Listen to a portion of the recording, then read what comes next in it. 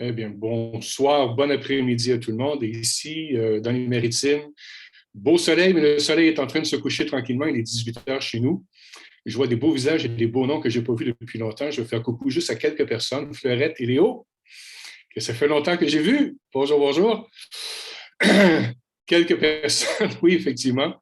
Janine et Gilles. Évidemment, j'en oublierai là, si je passais tout le monde. Je vais partager mon écran. Et je vais tranquillement vous endormir après que vous ayez mangé, que vous soyez en train de digérer. En fait, vous en pas, je vais essayer autant que possible de ne pas vous endormir. Voilà, partage d'écran.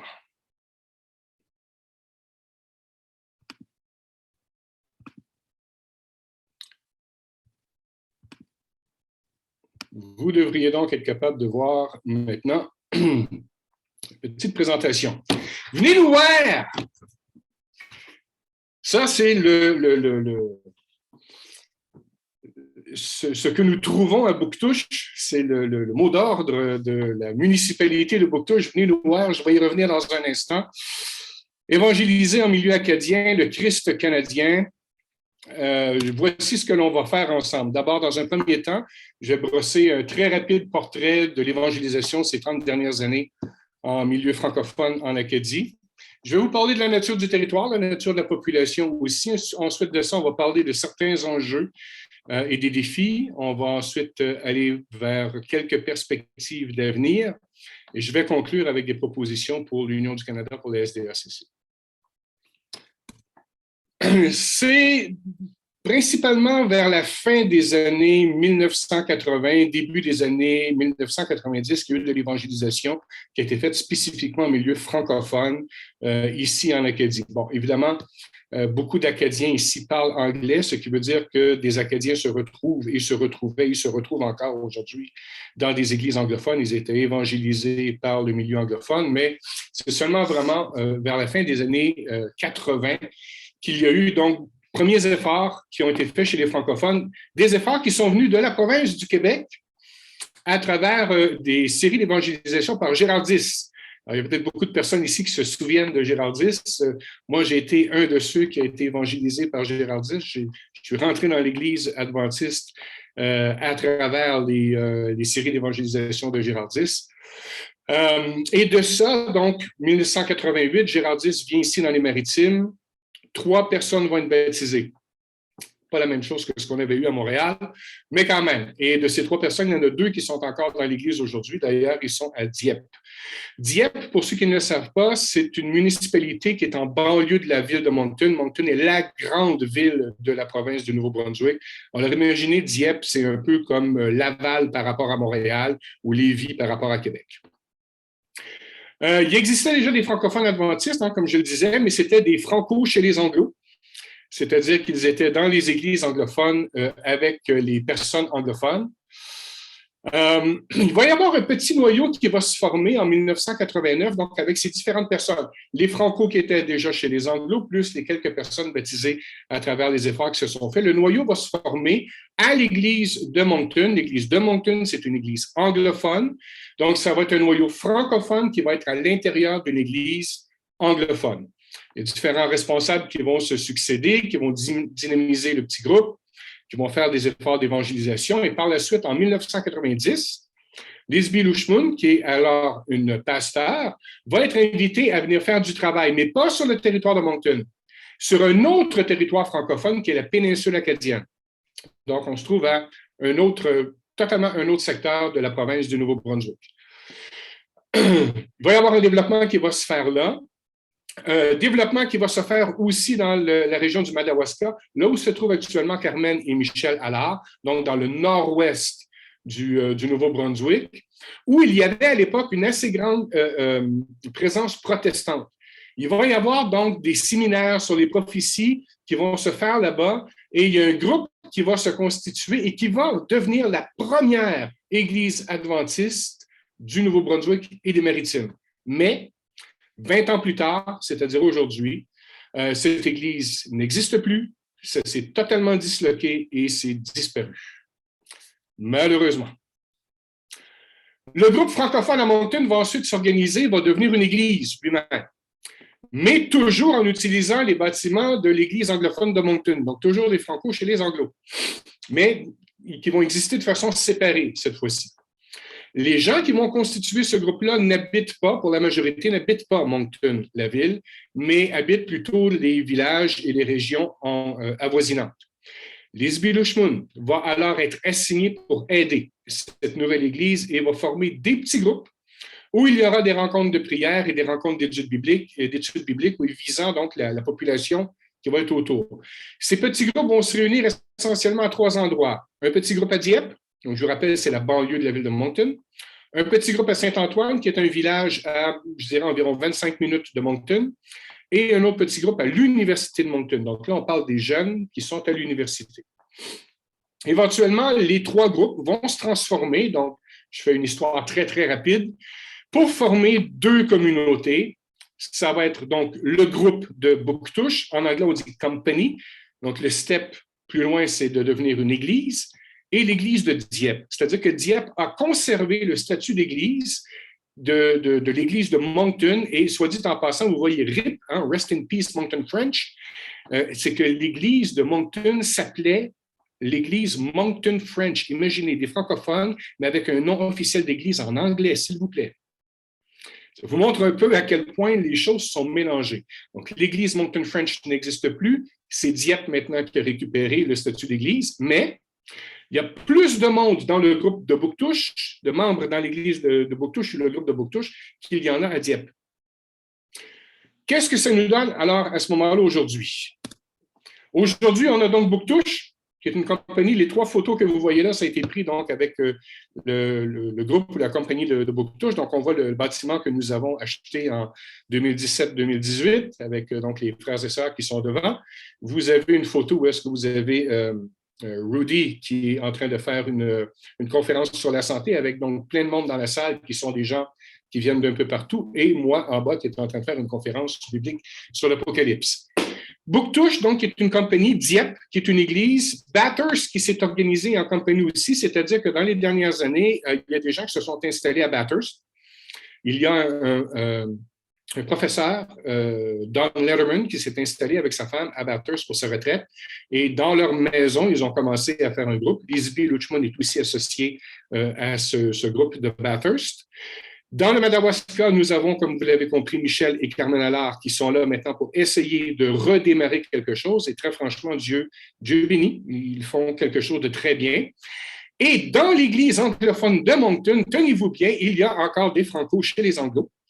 C'est-à-dire qu'il y a toujours des Acadiens qui sont là, mais qui restent avec les anglophones, qui font les choses en anglais et qui ne sont pas intéressés à faire les choses en français. Mais il y a aussi dans l'église de Moncton des gens qui sont issus de l'immigration récente, surtout des Antillais, qui se sont constitués en un petit groupe de francophones qui font leur école du sabbat et leur culte en français, mais dans les locaux de l'église anglophone. Et ça crée des petits questionnements chez les Anglos qui se demandent bien pourquoi ces francophones-là n'intègrent pas tout simplement l'église anglophone avec eux. Alors, la nature du territoire et de la population, qu'est-ce qu'on peut dire là-dessus? D'abord, c'est un territoire qui est large, d'accord? Vous voyez une première carte, hein, en vert, c'est le Nouveau-Brunswick, en rouge, c'est l'île du Prince-Édouard, et en bleu, c'est la Nouvelle-Écosse. Ces 3 provinces canadiennes forment la Fédération des Maritimes. Donc, la Fédération rejoint ces 3 provinces-là. Mais la vaste majorité des francophones se retrouvent dans le Nouveau-Brunswick. C'est la deuxième carte en bas. Vous voyez donc toute la partie colorée qui est du côté nord et du côté de l'océan. C'est là où on retrouve la majorité des francophones. Quand vous regardez la couleur violet foncé, c'est là où on retrouve les unilingues francophones. Partout ailleurs, les gens sont majoritairement bilingues. Alors, qu'est-ce qu'on peut dire? Nouveau-Brunswick, dont une superficie d'environ 73 000 km², qui compte 800 000 habitants. Le gouvernement du Nouveau-Brunswick était tellement content la semaine dernière d'annoncer officiellement que nous sommes 800 000. Pour vous donner une idée, la ville d'Edmonton en Alberta, c'est 1,13 million. Alors, il y a des villes au Canada qui sont plus grandes, qui ont plus de population que le Nouveau-Brunswick et nos provinces. Je vous donne une idée de l'étalement de la population dans nos provinces. La moitié des habitants au Nouveau-Brunswick vivent en dehors des villes. Donc, vous imaginez, 50% de la population ne sont pas dans des villes. Alors, pour aller les rejoindre, Ça va prendre des efforts particuliers.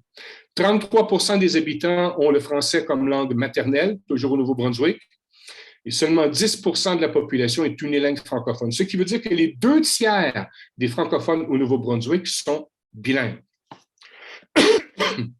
La population au Nouveau-Brunswick est plutôt vieillissante, on dira. Âge moyen environ 45 ans.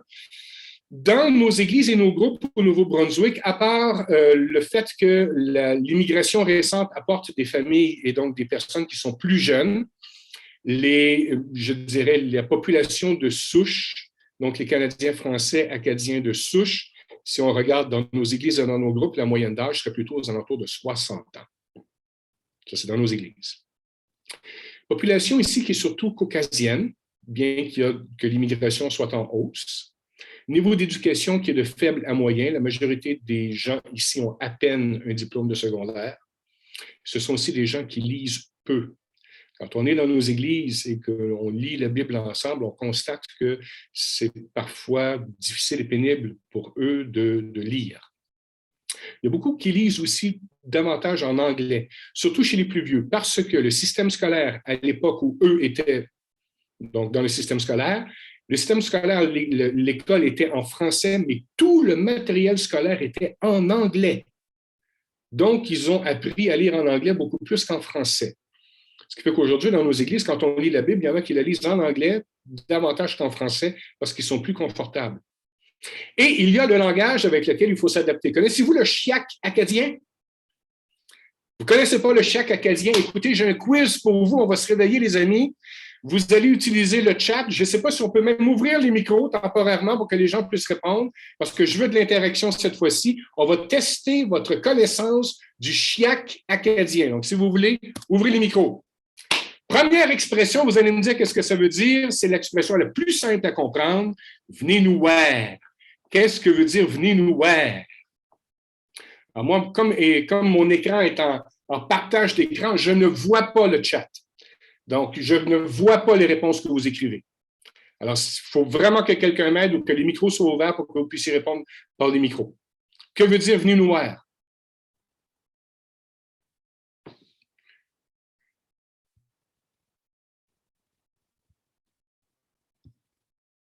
Oui, là, je suis incapable ni de vous entendre, ni de vous lire. Donc, s'il vous plaît, ceux qui gèrent, faites quelque chose.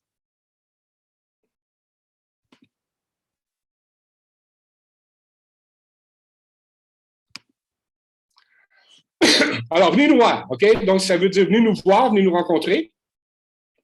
Prochaine expression, on va voir si vous la connaissez.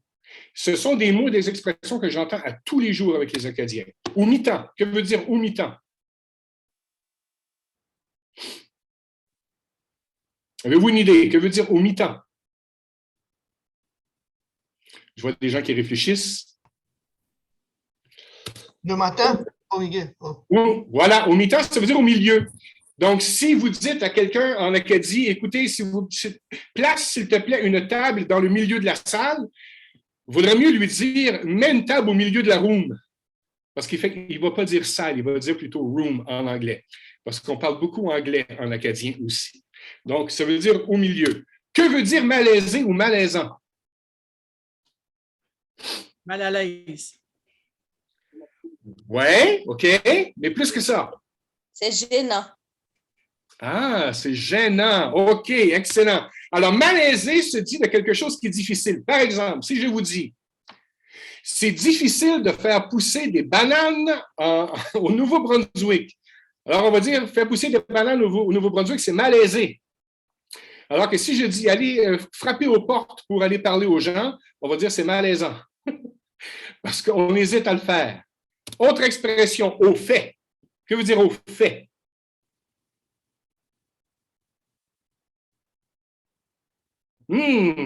Pas capable de l'écouter.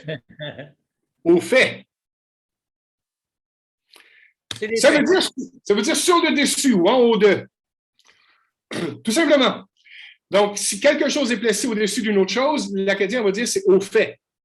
Alors, il faut savoir que ça veut dire ça, effectivement. Et la dernière que j'ai pour vous, aller. Que veut dire aller? S'en aller. Non. Ça veut tout simplement dire tirer, remorquer ou transporter une charge. J'ai halé mon bois avec mon pick-up. Ou bien, hale-toi une chaise, viens t'asseoir ici. Wow. C'est du vieux français. C'est du très vieux français. Et il y a plein d'autres expressions comme ça, comme check à faire. Check à faire veut dire quelque chose. Quand on dit quelque chose, on va dire check à faire. Si on vous dit Zeus, ce n'est pas le dieu grec.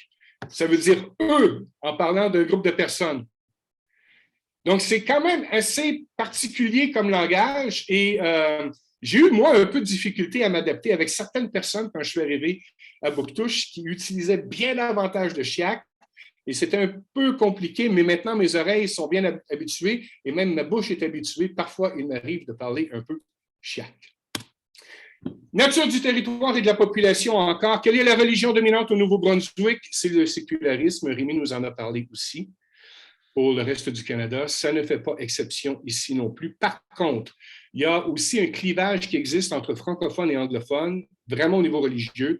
Chez les francophones, et c'est un peu la même chose au Québec, chez les francophones, c'est vraiment le catholicisme romain auquel ils s'identifient, alors que chez les anglophones, c'est véritablement le protestantisme. Il y a ici beaucoup d'églises. Il y a beaucoup d'églises, surtout des églises anglophones protestantes. Alors, tout ça, ça fait quoi? Ça nous amène vers des enjeux et des défis.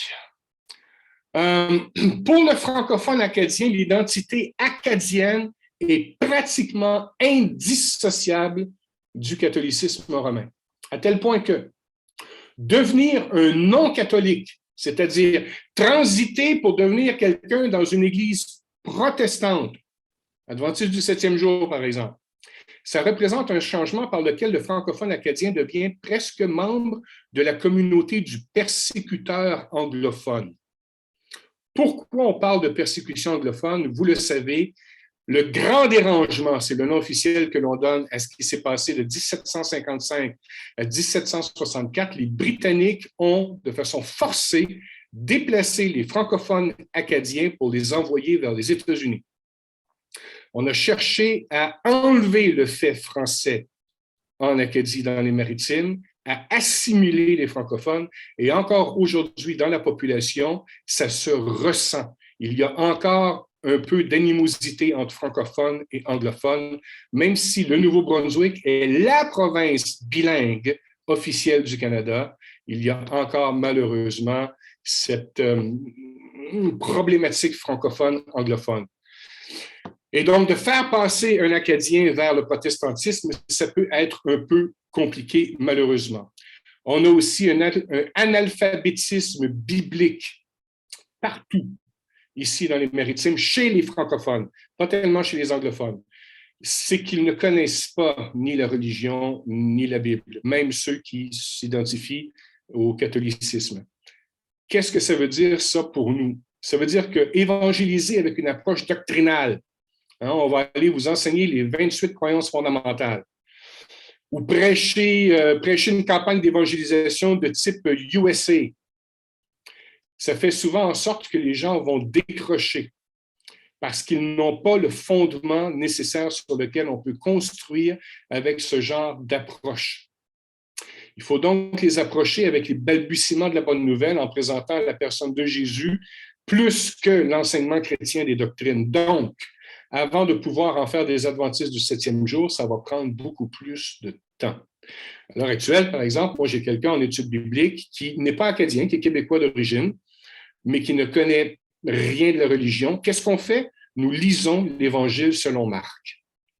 Je lui apprends à connaître la personne de Jésus. Après, nous pourrons aller vers des études thématiques. Chez les plus jeunes, le sécularisme et tous les plaisirs qu'apporte l'argent, en faire du VTT, ici, les jeunes, ils travaillent pour s'acheter des 4 roues, pour aller se promener dans le bois, des skidoo, des choses comme ça. Ça fait que leur désir se porte peu vers les religions organisées, mais ça ne les empêche pas de montrer un désir pour une forme de spiritualité et d'engagement, et surtout d'engagement dans des actions concrètes, que ce soit humanitaire, environnementale, sociale, etc. Ça veut dire que pour nous, l'Église, il faut qu'on réfléchisse à notre approche chez les jeunes d'une façon différente. Ce n'est pas avec la religion qu'on va nécessairement pouvoir les approcher, mais plutôt avec leur conscience sociale qu'ils ont et d'aller travailler là-dessus, plus particulièrement. Pour nos membres, maintenant, il y a aussi des enjeux et des défis. Le vaste territoire, la faible densité de population, le climat, nos hivers canadiens, font que les églises et groupes trouvent difficile de rejoindre les gens là où ils sont. Rappelez-vous, au Nouveau-Brunswick, 50% de la population vivent en dehors des villes. Ce qui veut dire que le rayon d'action pour une petite église, parce que nos églises ici dans les Maritimes, à part les grandes villes comme Moncton, Halifax et Charlottetown, à l'île du Prince-Édouard, où il y a une église d'environ 150 membres dans chacune de ces trois villes, le reste de nos églises et de nos groupes, c'est 15 membres, 20 membres, 30 membres. Alors, pour rejoindre une population sur un vaste territoire, ça devient difficile. Et en plus, il y a un réel sentiment d'isolement chez les groupes et les églises, et en particulier chez les francophones, parce que nous sommes très peu et nous sommes très distancés géographiquement. Donc, ça pose aussi des défis de ce côté-là aussi. Donc, en résumé, une évangélisation qui ne peut pas suivre le modèle typique américain avec ses campagnes et ses cycles d'évangélisation. Chez les anglophones, peut-être, mais chez les francophones, pas vraiment. Une évangélisation et un message évangélique qui doit s'adapter aux besoins de chacun, et une évangélisation rendue difficile par le vaste territoire et la petitesse des groupes et des églises adventistes que nous avons. Alors, tout ça nous amène maintenant vers des perspectives d'avenir. Qu'est-ce que nous pouvons dire? D'abord, je pense que l'avenir va s'articuler autour de groupes de partage, des groupes de maison. On en a parlé beaucoup déjà. Et non, je n'avais consulté personne avant de faire la présentation. Je pense qu'on s'en va tous dans la même direction. Des groupes de maison qui sont plus ou moins informels, mais pas que. Aussi des églises de maison.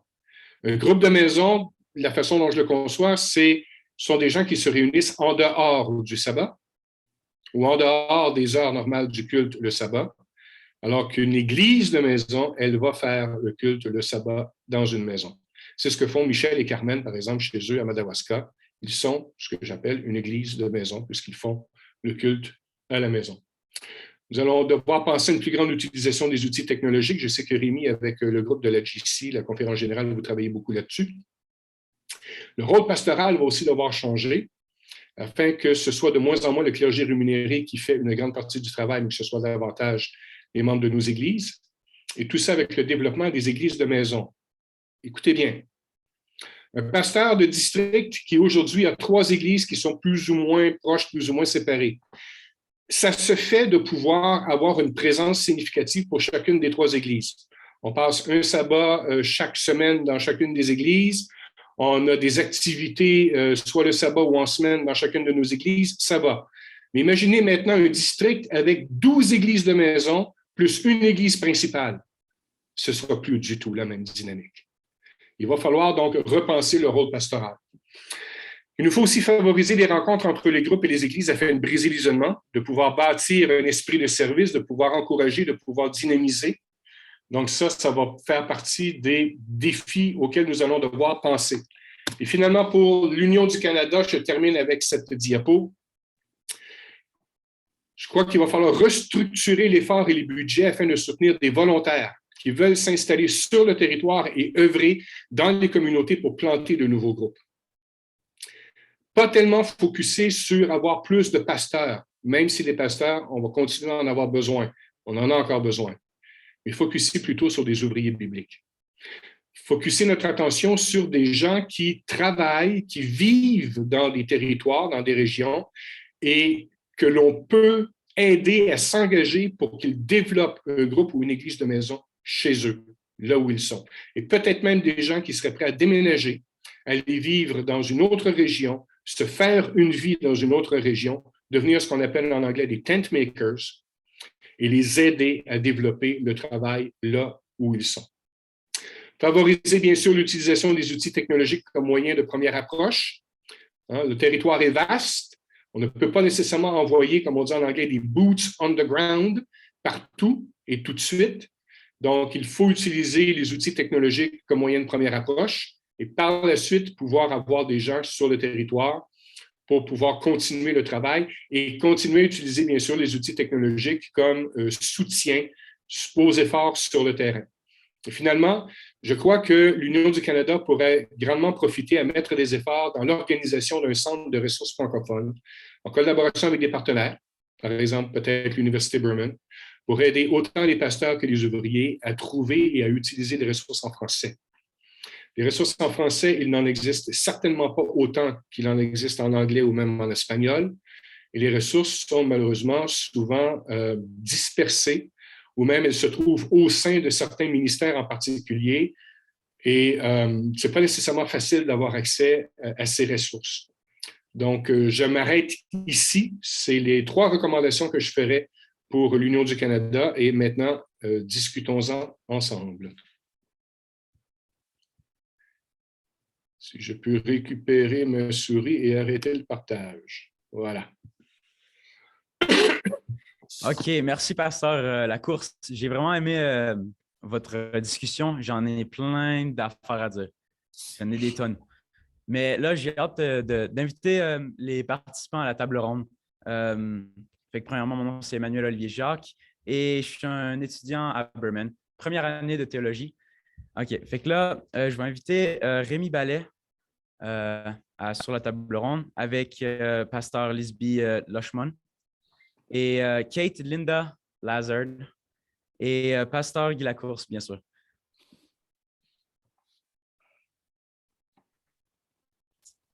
OK. J'ai vraiment aimé votre sujet de vos 3 points. J'ai vraiment aimé le sujet de les jeunes sont vraiment différents aujourd'hui. Surtout dans ce coin-là, les francophones, là, les autres, tout ce qu'ils veulent aller faire, c'est aller dans le bois. Puis j'ai vraiment aimé le fait que vous nous avez appris du chiac. Moi, je connaissais un petit peu ça. Là. Je suis québécois, mais il y a des affaires que je ne connaissais pas trop. Là. Mais qu'en pensez-vous du ce que Pasteur Guy Lacourse a dit? Peut-être qu'il va falloir ouvrir les micros de Lisby et Kate Lazare.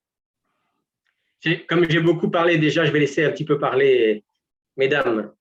Je voudrais ajouter, bonjour à tous, je voudrais ajouter à ce que Guy a dit concernant les Acadiens. Les mots qu'il a employés, certains l'ont relevé, relèvent de l'ancien français, mais il y a des artistes acadiens qui sont très connus et je les cite simplement. Vous avez Marie-Jo Thériault, Lisa Leblanc et Edith Butler. Ce sont des noms que vous avez entendus probablement, mais à écouter leur parlure, comme on dit, ben, vous reconnaîtrez l'accent acadien et la réalité acadienne à travers le monde. Et puis, je remercie Guy parce que Guy a brossé vraiment un tableau de ces 30 dernières années qui recouvre à peu près mon ministère au Québec et au Nouveau-Brunswick. Il y a eu beaucoup de changements et ce que Guy a dit a été en fait, ça a été mon expérience sur le terrain parce que je suis à la retraite maintenant, mais je suis par mon passé catholique, je suis devenue adventiste assez dans la vingtaine et j'ai été formée. Bon, j'ai été à Collonges, puis j'ai pas fait des cours complets à Collonges, mais j'ai pris des cours à la carte. Et puis à un moment donné dans mon parcours, alors que je me sentais attirée vers le pastorat, on m'a demandé de dire non, il n'y avait pas de place à cette époque-là, on ne faisait pas la place à une femme pasteur. Et j'ai travaillé au niveau de l'enseignement au sein de l'Église. Et c'est dans les années 80 que j'ai été à Andrews et de là, à l'époque, c'était l'Institut d'évangélisation tenu par Mark Finlay et Brad Ford. Et que là, j'ai eu cette introduction à l'évangélisation en Amérique du Nord, avec justement les séries prophétiques. Et quand j'ai commencé à travailler, c'était ça, le moule, c'était ça ce que l'Église faisait, envisageait et qu'on essayait de mettre en application dans toute l'Amérique du Nord. Et c'est comme ça qu'en 85, nous avons eu le premier grand effort d'évangélisation à l'américaine, tenu en français par Gérard Dix, et dont Guy, tu en es le produit. Et finalement, on a utilisé ce modèle à travers le Québec hors Montréal. On a eu une grande campagne à Montréal, mais on a reproduit ce même type d'évangélisation. Et ce qui en est ressorti, c'est que, parce que j'ai participé à toutes ces campagnes, j'ai vu la naissance des petits groupes dans toutes ces régions nouvelles, Granby, Trois-Rivières, etc. Et ce qui en est ressorti, c'est que ce type d'évangélisation, oui, il a sa place. Mais dans un milieu catholique, il est vraiment, on est très vite étiqueté et au lieu d'attirer les gens, on les éloigne. Pourquoi? Parce que dans ce type d'évangélisation, on arrive au départ, on a une population assoiffée de vérité qui vient, mais qui a un passé catholique auquel il est très, très attaché. Pour des raisons historiques, il y a un attachement sentimental à l'Église catholique qui a aidé à la survie du peuple francophone et ici en Acadie, à la survivance de la culture acadienne. Donc, quand on vient pour évangéliser, on doit y être vraiment très patient parce que même si les gens, à cause des scandales qui ont lieu, etc., même s'ils ont un regard sévère sur l'Église, mais il y a, au niveau de leur trip, je veux dire, une affection, il y a une dette, une gratitude à l'endroit de cette Église qui leur a donné les moyens de survivre, le système scolaire, le système hospitalier et autres. Alors, donc, quand on vient avec notre méthode à l'américaine, eh bien, ça blesse. Les gens viennent, ils écoutent peut-être les 4, 5, 6 premières causeries, et puis nous avons la majorité qui arrête de venir et on reste avec un petit noyau. Et ce qui est malheureux dans cette approche, parce que j'en ai fait l'expérience, c'est que ces gens ne sont pas venus parce qu'ils sont en désaccord, mais parce que ça a été trop brutal. Et Guy, tu l'as dit, il y a cet analphabétisme biblique, disons-le, qui fait que les gens n'ont pas vraiment les outils pour discerner par eux-mêmes, pour évaluer la justesse de ce discours religieux qu'ils entendent. Ils voient cela comme une condamnation, ils sont blessés, mais en fait, ils ne sont pas outillés pour écouter, pour discerner. Alors ça, c'est l'expérience, et je pense qu'il est bon de revenir là-dessus, c'est qu'il y a une faim, il y a une soif, surtout dans cette période que nous vivons, les gens veulent savoir. Mais travailler en milieu catholique, en milieu rural, loin des grands centres, eh ben, ça demande un travail de terrain, un travail d'amitié, je pense que Pasteur Ballet en a parlé, relationnel, ça prend du temps et il nous faut vraiment être patient, être aimant et jeter des bases. Guy, tu as parlé de commencer avec l'évangile de Marc. Moi, ce que j'ai appris sur le terrain, parce qu'il y a les gens qui ne savent même pas lire, et ceux qui savent lire, il faut leur expliquer les mots. Il faut expliquer la compréhension de texte. Alors, ce que j'ai appris, à travers mon expérience sur le terrain, c'est que au lieu d'annoncer des campagnes d'évangélisation, c'est que je fais une introduction à la Bible, cours 101, et je commence avec la Genèse. Et ce n'est pas des cours que je donne. J'invite des gens à une lecture de la parole. Et pour moi, ça a été une expérience où j'ai trouvé que j'étais à l'aise, les gens sont venus, ne se sont pas sentis menacés. Et ce que je fais, je les aide à lire, à accompagner dans cette lecture. Je ne leur dis pas, voici ce que vous devez croire. Parce que souvent, ce que j'ai retenu de l'expérience, après avoir enseigné, vous savez, on a une série de 25 ou de 20, peu importe, et puis là, les gens arrivent, ils disent, ah ben ça, c'est vous qui le dites. Ils ont l'impression que nous avons sélectionné les passages bibliques, que nous avons monté une affaire, c'est notre point de vue. Alors qu'en amenant les gens à lire la parole, on laisse la place ouverte à cet élément de découverte, et ce n'est pas nous qui enseignons, nous accompagnons et nous laissons les gens découvrir ce que l'esprit a consigné et ce que l'esprit va leur montrer. Alors, l'enjeu n'est pas de vous devez croire. On les étire, on les équipe, et en ce faisant, on leur apprend à lire, à se familiariser, on va démystifier, on va leur dire, mais tu peux lire la Bible, tu peux la comprendre, sans que moi je l'interprète pour toi, sans que quelqu'un l'interprète pour toi. Alors, je voulais reprendre un peu ce point que tu as parlé de l'évangélisation à l'américaine. Vraiment, ça ne colle pas, même je dirais en milieu catholique, en milieu protestant.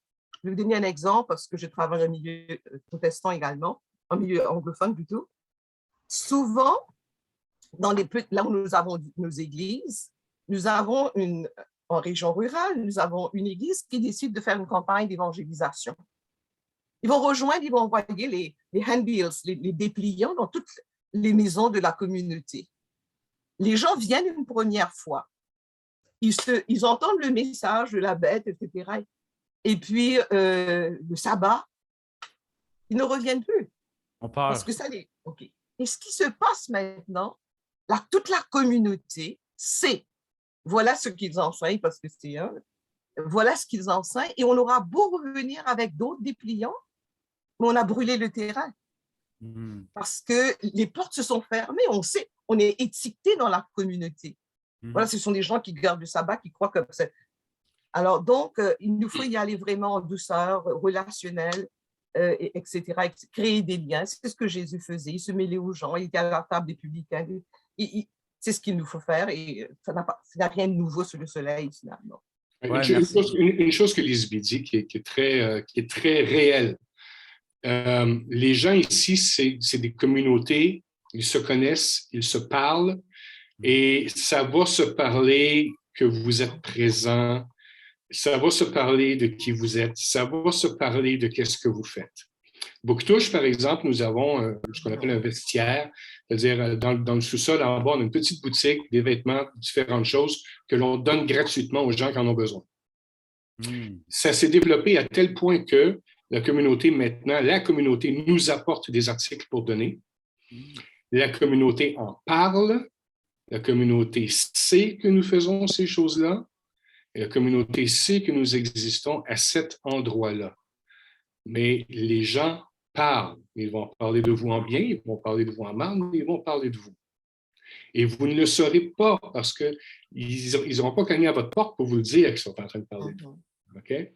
Mais les gens ici, là, la communauté, c'est serré. Et même moi, quand je suis arrivé, là, Bouctouche, les gens de Bouctouche m'ont dit, les gens de l'Église m'ont dit, fais attention, ne dis pas n'importe quoi parce que les gens vont savoir qu'est-ce que tu dis et ça va se répéter. Fais attention à la façon dont tu parles. Oui, merci. J'ai vraiment aimé le message que vous avez dit. On ne peut pas utiliser l'évangélisation américaine. Elle est tellement différente. Ici, ce monde-là, ils sont sociaux. Ils aiment ça parler, comme Pasteur Lacourse disait. Mais j'aime ça que vous avez mentionné qu'il faut être patient. Parce qu'aujourd'hui, là, spécialement au Québec, puis là-bas, c'est vraiment intéressant que le monde sont social. Ils veulent aller dans le bois, ils veulent faire du 4 roues. Puis ils veulent aller jaller du bois. Puis, tu sais, j'aime vraiment ça que la communauté québécoise, puis de Bouctouche, puis partout là, ils aiment ça se parler. Que ça soit comme Pasteur Lacourse dit, des choses qui sont bonnes, des choses qui sont mal, ils parlent. Fait que je trouve que c'est une bonne idée d'inviter une couple de monde. Puis là, le monde, eux autres, ils vont en parler aux autres. Puis là, maintenant, on arrive à un bout que le monde y invite d'autres mondes. Puis là, ça grossit. Là. Je me demandais si Madame Kate avait quelque chose à dire là-dessus. Oui, merci Emmanuel Olivier de me céder la parole. Merci à Guy pour la présentation et l'intervention de Lady B également. C'est un plaisir d'être avec vous cet après-midi. Évidemment, je pense qu'on est tous unanimes pour dire que l'approche traditionnelle à l'américaine ne fonctionne pas au Canada et particulièrement au Québec où je suis. Je travaille en collaboration avec le Centre Il est écrit de Montréal et évidemment avec Rémi Ballet également.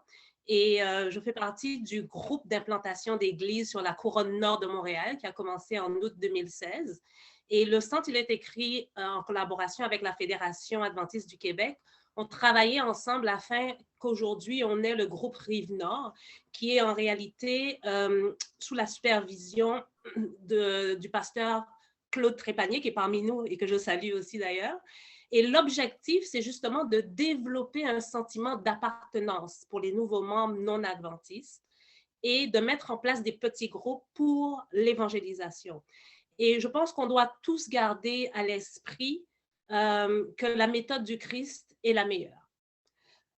Je vais citer un passage qui est très connu, qui vient notamment du livre Ministère de la guérison, où il nous est dit que la méthode du Christ pour sauver les âmes est la seule qui réussisse. Alors, qu'est-ce que le Christ faisait?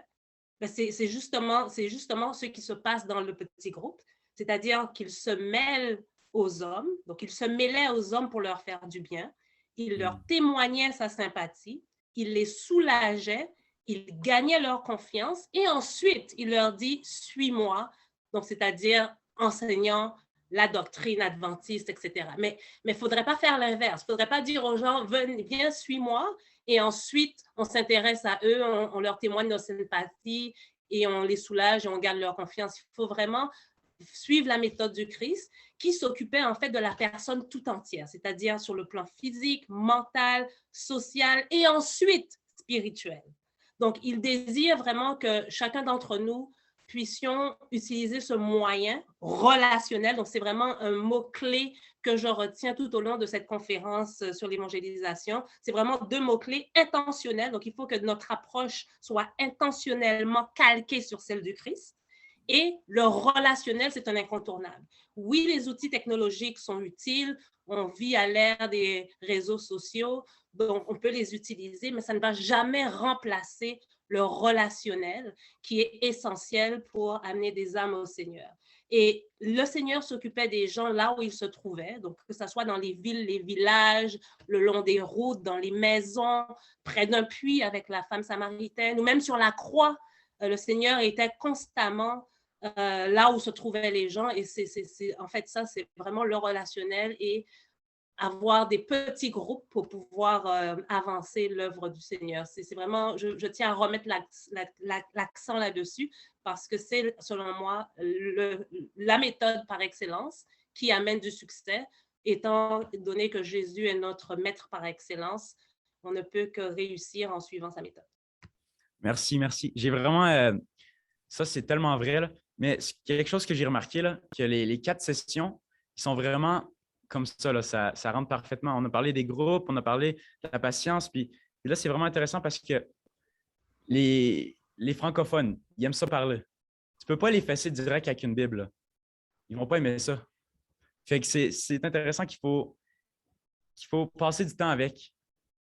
Puis il faut comme Madame Lisby, pasteur Lisby, parlait, certaines de ces personnes ne savent pas lire. Fait que tu les invites. Puis c'est pas pour le but, c'est pas nécessairement de lire la Bible, mais c'est de leur apprendre comment lire. Fait que c'est bon de passer du temps de qualité avec les francophones. Je voulais demander à pasteur Rémi Ballet si vous aviez quelque chose à ajouter. Ouais. Je veux juste te dire que par rapport aux 3 points que Guy a mentionnés à la fin, je trouve que c'est des très bonnes suggestions pour l'Union canadienne. Et par exemple, la Banque des ressources francophones, il se trouve que lors d'une rencontre des pasteurs du Grand Québec très récemment, on a parlé de ça, qu'on voulait essayer de mettre quelque chose en place, mais ça serait encore beaucoup mieux si c'était un niveau pan-canadien. Je trouve ça très bien. Moi, j'avais juste une question à poser à Guy, à Lisby, à ceux qui sont dans les maritimes. Par rapport aux jeunes, est-ce que les jeunes sont à peu près dans le même profil? Vous parliez du fait qu'il y avait une faible éducation, attachement au catholicisme, ou est-ce que c'est en train de changer? Les jeunes dans les maritimes ressemblent aux jeunes que vous trouvez ailleurs. parce ils consomment les mêmes choses en termes de sources d'information, de musique ou quoi que ce soit. Donc, c'est un peu la même dynamique que l'on va retrouver ici, avec quelques particularités. Ici, la nature occupe une place quand même assez importante, ce qui veut dire que leur plaisir va être davantage en lien avec la nature plutôt qu'avec des jeux vidéo devant un écran. OK? Donc, mais la mentalité est quand même un peu semblable. Ce qui nous cause une difficulté aussi, et Rémi t'en avait parlé par l'expression « qui se ressemble s'assemble », la moyenne d'âge des adventistes ici, chez nous, dans nos églises, étant tellement élevée, j'ai parlé de 60 ans de moyenne d'âge, ça fait que l'évangélisation va se faire auprès de personnes plus âgées.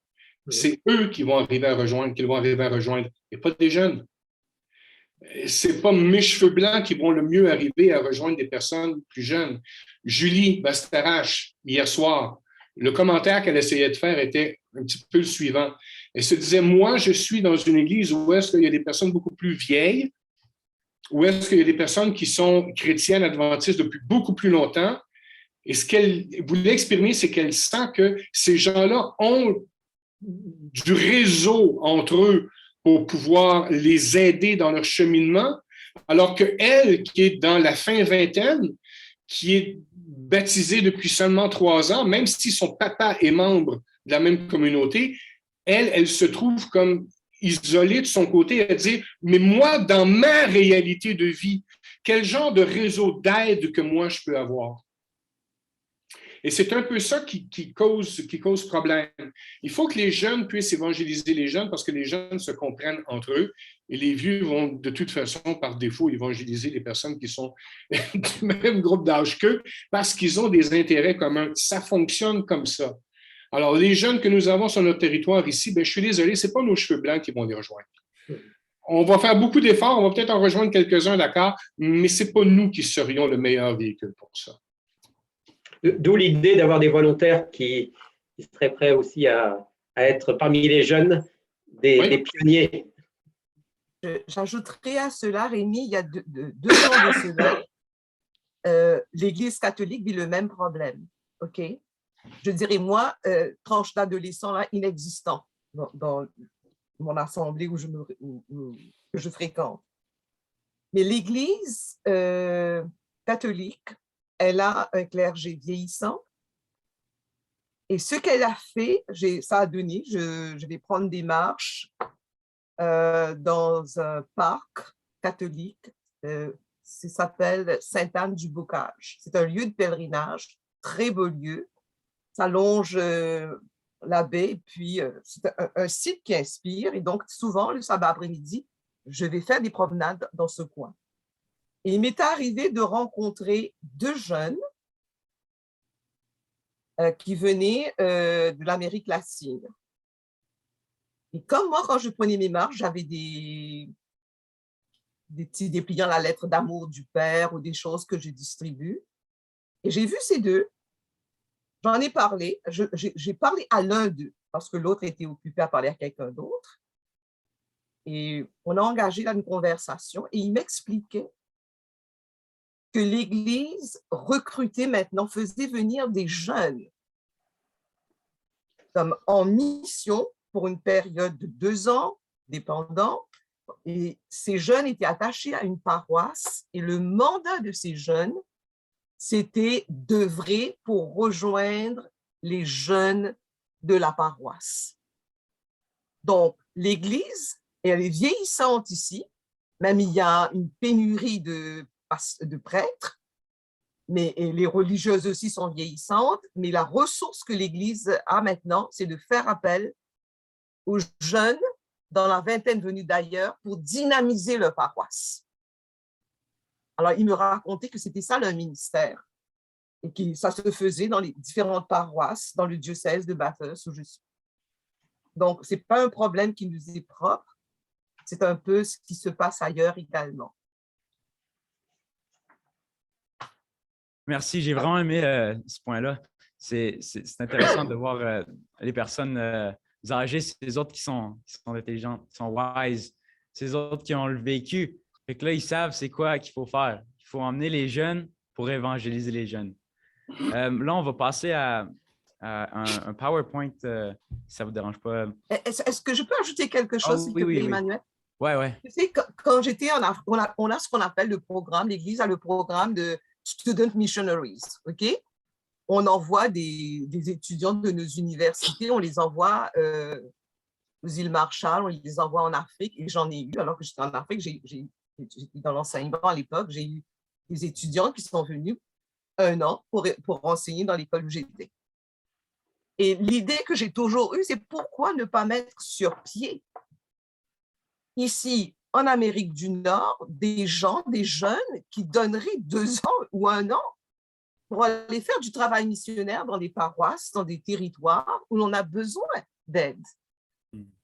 Pourquoi aller ailleurs? Parce que la réalité est que ces pays, dits des pays de mission, sont plus maintenant développés que l'Amérique du Nord. J'ai eu des adventistes venus d'ailleurs, je peux dire, d'Afrique.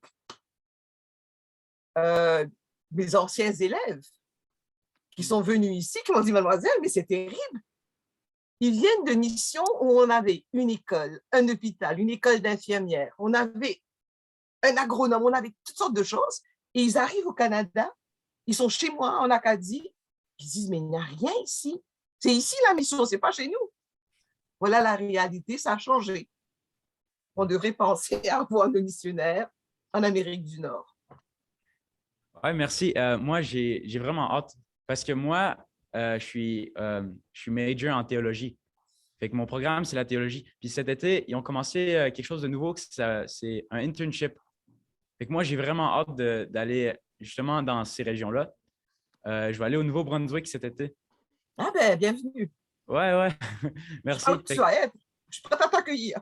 OK, merci. Il faudrait que je vienne vous voir. Mais j'ai vraiment hâte parce que je me suis fait recruter puis j'avais aucune idée c'est où qu'elle allait m'envoyer. Il avait dit au Canada.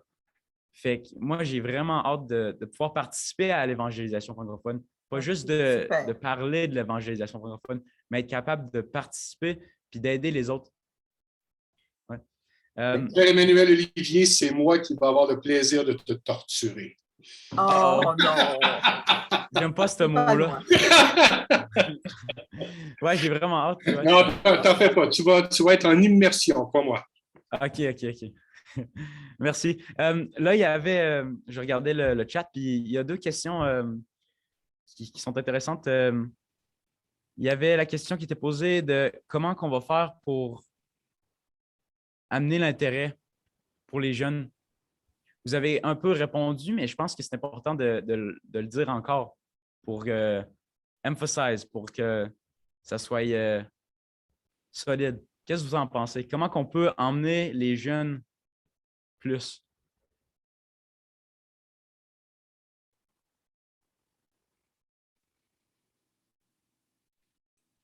D'abord, il faudrait être capable de répondre à la question qu'est-ce qui fait que les jeunes, aussitôt qu'ils sont rendus à 17 ans, 18 ans, 19 ans, 20 ans, 21 ans, tout ça, qu'est-ce qui fait que les jeunes, finalement, que l'Église, ça ne répond pas?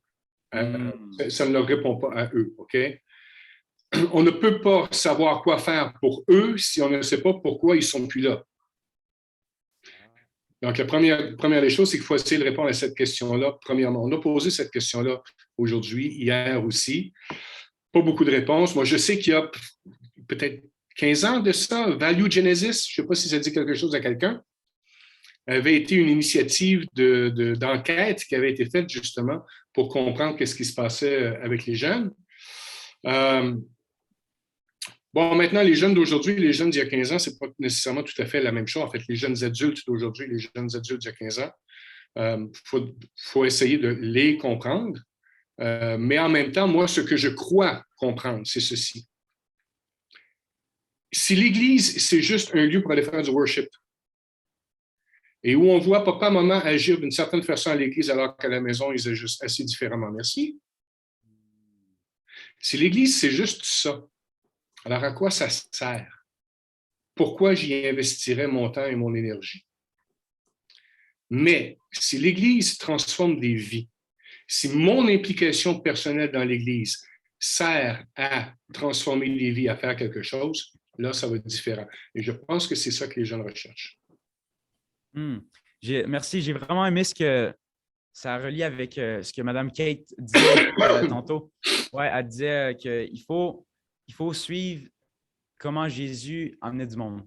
Parce que j'ai vraiment aimé le sujet de Jésus, lui, il allait voir le monde, puis après ça, quand il était de bons amis, puis quand le monde, il savait qu'il avait intérêt à être avec Jésus, parce que Jésus, c'était pas n'importe qui, puis il savait, le monde, il savait que Jésus, il était aimant. Right? Fait qu'une fois que tu peux,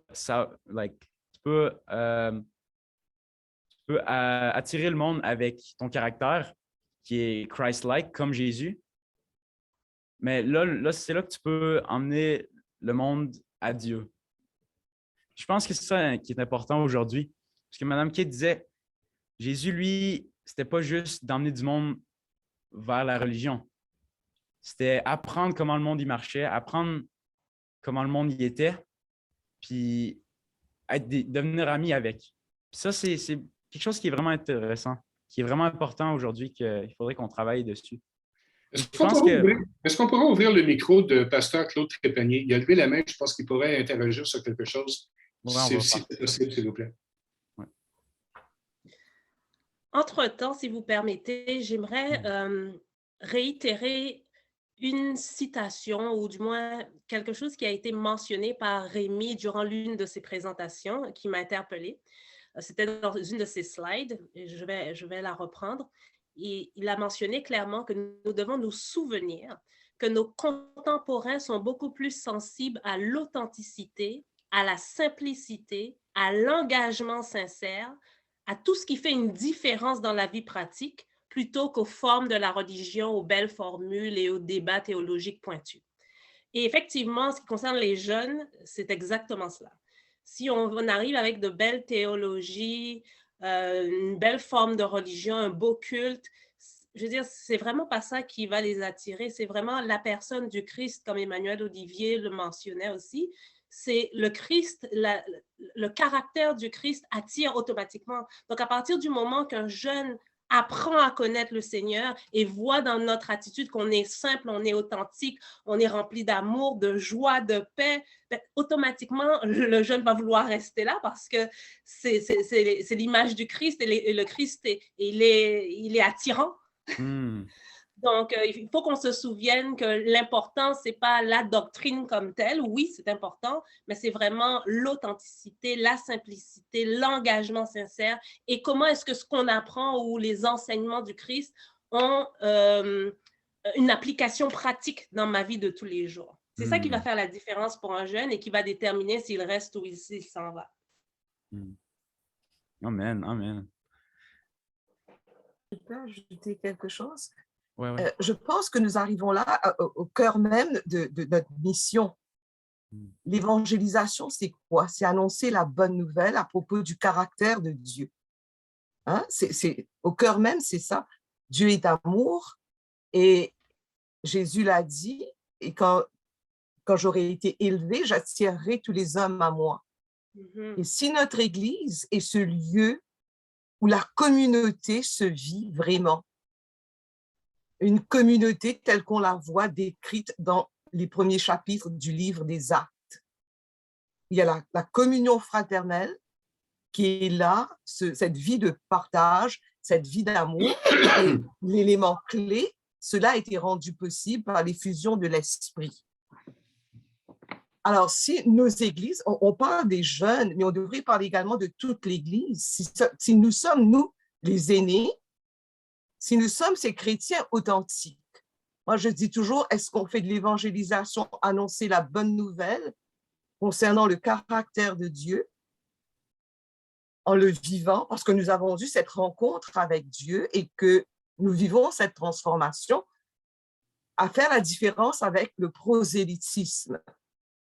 Aller dans la communauté pour vouloir, par tous les moyens, ajouter au nombre d'adventistes pour faire grossir nos rangs. Il y a une grosse différence. Je me souviens l'époque, parce que ça date encore, on parlait de faire des programmes pour répondre aux besoins de la communauté. Alors, on avait mis sur pied beaucoup de programmes et je me souviens, quand j'ai commencé à travailler et que les gens me disent, mais Lisby, on a déjà fait ça, ça n'a rien donné. Et on avait à l'époque, dans ces années-là, cette expression, les activités missionnaires, comme des choses qu'on faisait dans le temps. Une activité, on va se rallier, on va sortir ensemble, on va passer aux portes. C'était un travail missionnaire. Alors, je pense que c'est reformater un peu notre manière de voir les choses et comprendre que chaque croyant, jeune, moins jeune, peu importe, nous sommes tous appelés à être des témoins de Dieu, de l'amour de Dieu. Alors, ce n'est pas une activité missionnaire. On le dit en anglais, it's not something that you go out to do, but that you do as you go. Mon témoignage, je suis né de nouveau, je suis là pour servir, pour aimer, et je le fais dans ma vie de tous les jours. Et c'est intégré parce que j'ai une relation avec Dieu d'abord, et c'est ce qui me permet d'établir cette relation avec les autres. Donc, c'est essentiel que l'Église soit ce lieu, cette communauté authentique où se vit l'amour de Dieu au quotidien. Et alors, à ce moment-là, les jeunes trouveront leur place, parce qu'on fait la place à tout le monde. Il m'est arrivé de faire l'expérience de demander aux gens pourquoi ils ont peur de s'ouvrir. Et donc, les gens, mais on n'est pas formés, on n'est pas ci, on n'est pas ça. Je dis, avez-vous un témoignage? D'accord, on laisse la formation. Mais dans votre tête, là, Dieu vous appelle à être témoin. J'ai demandé à des membres de l'Église, donnez-moi votre témoignage. Écrivez votre témoignage. Faites part de votre témoignage à l'Église. Et ce qui m'a frappé, c'est que dans le témoignage que les gens donnaient, ils me racontaient comment ils sont devenus adventistes et non pas comment ils ont rencontré Christ. Pour moi, il y a une grosse différence. Vous savez, on peut raconter des circonstances entourant mon adhésion à l'Église adventiste, mais le témoignage que nous sommes appelés à donner aux gens, c'est quoi? Comment je suis devenue adventiste? Ou plutôt, comment j'ai rencontré Christ? Comment je me suis laissé trouver par Christ? Oui? Il y a quelqu'un qui m'a posé une question. Il dit, Emmanuel, pourquoi es-tu encore dans l'Église? Puis moi, justement, la raison que je suis encore dans l'Église, c'est à cause d'une de ces personnes qui a montré l'intérêt pour moi. Il était vraiment avec moi quand j'avais de la misère à l'école, n'importe quoi. Parce que quand je suis allé aux États-Unis pour 3 ans, j'étais vraiment bas. Dans le fond, la raison, c'est ma vie n'allait pas très bien. Mais ce qui était vraiment intéressant, c'est mon assistant Dean, la personne qui était en charge de moi, a toujours été là pour moi. Puis malgré que j'étais chrétien, j'étais adventiste, c'était quand même, c'était juste un titre.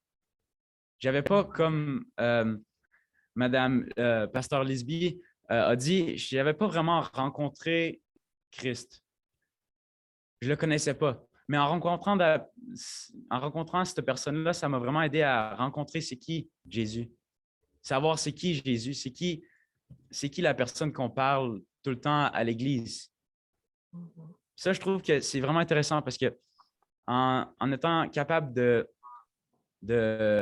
d'évangéliser, pas nécessairement avec Dieu, mais avec comment Dieu est et comment Jésus est important. On est quand même court sur le temps, là.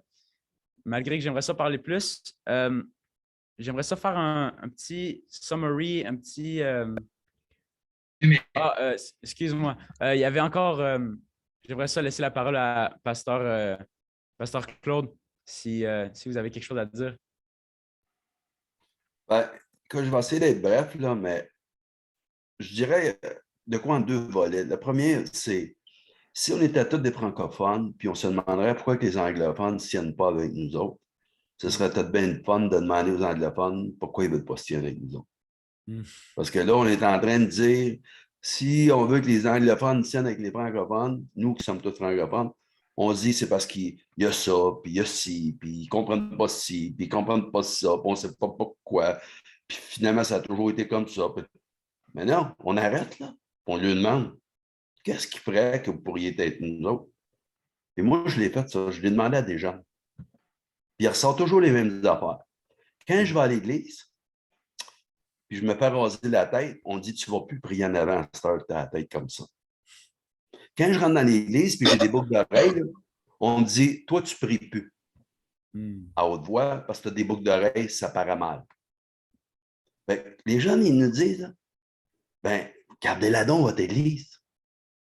Vous ne voulez rien savoir de nous autres? Nous autres non plus. Parce qu'à quelque part, on voudrait qu'ils rentrent dans l'église comme que tu es en ce moment, aujourd'hui, là où je te parle. On voudrait que les jeunes qui viennent à l'église soient inscrits à Burman, ils soient avec un beau petit complet, puis qu'ils parlent bien, puis qu'ils n'ont. Tu comprends-tu? Mais c'est pas ça, les jeunes. Les jeunes, il y en a un d'une manière, l'autre d'une autre manière, l'autre d'une... Ils veulent qu'on les accepte comme ils sont parce que finalement, on dit qu'on va leur enseigner qui est Christ. Ben, ils ont hâte qu'on leur enseigne puis qu'on arrête de leur dire comment ils devraient être. Puis laisser Christ les transformer comme nous, on dit qu'il a fait pour nous autres. Fait que moi, les gens, ils me disent, vous nous dites tout le temps que Dieu vous transforme, que Christ vous transforme, puis vous autres, vous vous acharnez sur nous autres pour nous transformer, vous autres. Comprends-tu? Fait que, il faudrait qu'on commence à réfléchir à ça, puis être plus authentique. Moi, c'est ce que j'ai entendu plus sur les gens. Soyez les adultes là, plus authentiques, soyez plus vrais, soyez plus ce que vous dites qu'on devrait être. Puis quand on va vous voir comme vous dites qu'on devrait être, on va s'approcher de vous autres et on va demander comment ça t'es rendu là. C'est tout ce que j'ai à dire. Merci, merci. Je sais qu'il y a plein d'affaires que vous voulez dire, là, mais on n'a plus beaucoup de temps. Fait que je voulais faire un sommaire puis parler des 4 ou 5 choses qu'on a retenues les 4 dernières sessions. Fait que, premièrement, il faut cibler la population canadienne française. Puis il faudrait aussi investir dans un ministère ciblant les jeunes et les familles adventistes issus de l'immigration récente. Eux autres sont vraiment une grosse partie des francophones, justement. Il faudrait aussi investir intentionnellement dans des petits groupes parce que c'est là que ça commence. Puis il faudrait, comme Alberto disait plus tôt, il faut retourner comment que Jésus faisait. C'est comme ça que ça va continuer. Il faudrait aussi, ce qui est important, c'est développer des ressources francophones. Fait que ça serait quelque chose qui serait vraiment important pour l'Union canadienne. Puis je pense que c'est de quoi qui est vraiment important. Ça, c'est des recommandations qu'on devrait poursuivre puis pousser au Canada. Fait que je voulais vous dire merci pour cette conversation qu'on a pu avoir. Puis là, on va avoir une prière avec... en fait, on va avoir avec Dr. C, Dr. Shinigdu. Il voulait vous remercier de tout ça. Fait qu'on va aller le voir.